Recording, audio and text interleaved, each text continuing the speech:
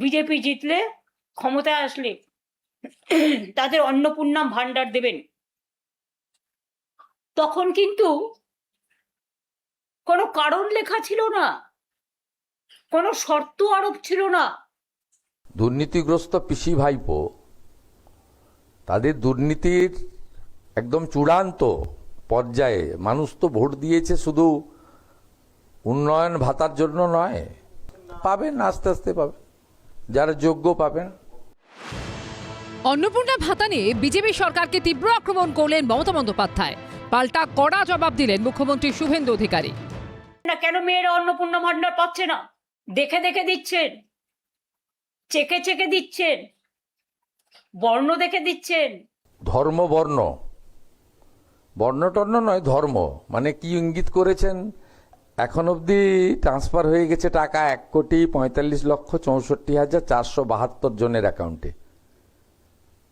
এর মধ্যে মুসলিম বেনিফিশিয়ারি আছে 19,20,00,000। তৃণমূলের শাসনকালে লক্ষ্মীর ভান্ডার, বিজেপি আমলে রাজ্য সরকারি প্রকল্পের নাম বদলে হয়েছে অন্নপূর্ণা যোজনা। তৃণমূল আমলের বরাদ্দ 1,500, বিজেপির হাতে 1 লাফে বেড়ে দ্বিগুণ হয়েছে। কিন্তু অনেকেই মাসিক 3,000 টাকা পাচ্ছেন না। এই নিয়ে কোনো কোনো জায়গায় ক্ষোভ তৈরি হয়েছে। এই নিয়েই এবার বাকযুদ্ধে জড়ালেন প্রাক্তন ও বর্তমান মুখ্যমন্ত্রী। অন্নপূর্ণা ভান্ডার 1 মাস দেবেন, 3 মাস দেবেন না, পুজো পর্যন্ত বড়জোর দেবেন। বর্ণ দেখে দিচ্ছেন, ধর্মও দেখছেন না। আপনারা হিন্দু ধর্ম ভালোবাসেন না, আপনাদের হচ্ছে হিন্দুত্ব। লক্ষ্মীর ভান্ডার ফিরিয়ে দিন। আমরা আগামী দিন নিশ্চয়ই কোনো সিস্টেম করব, সেই সিস্টেমের মধ্যে দিয়ে আমরা এগুলোকে জোগাড় করব এবং আপনাদের সাথে পুরোপুরিভাবে আমি আছি, ছিলাম এবং থাকবো। উনি তো আজকেও ধর্ম বর্ণ, বর্ণটর্ণ নয়, ধর্ম মানে কি ইঙ্গিত করেছেন?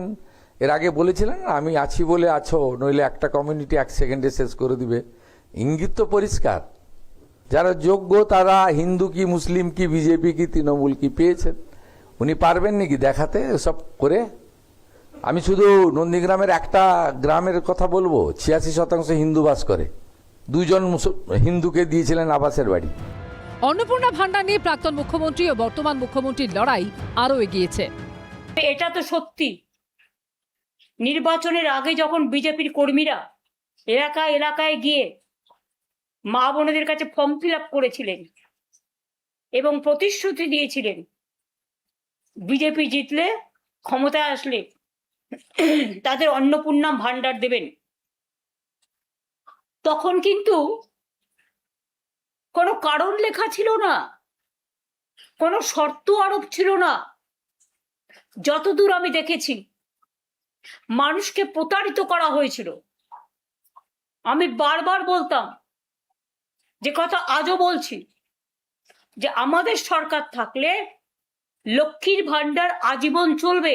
দুর্নীতিগ্রস্ত পিসি ভাইপো তাদের দুর্নীতির একদম চূড়ান্ত পর্যায়ে মানুষ তো ভোট দিয়েছে, শুধু উন্নয়ন ভাতার জন্য নয়,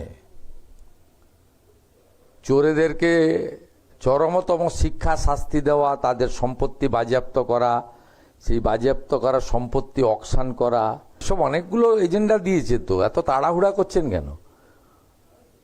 60 মাসের জন্য তো জিতিয়েছেন, 110 দিন হয়েছে তো মাত্র। ফেসবুকেই থাকুন আপনি বিকালবেলা, আপনাকে রাস্তায় বেরোতে হবে না, আপনাকে রাস্তায় বেরোতে হবে না।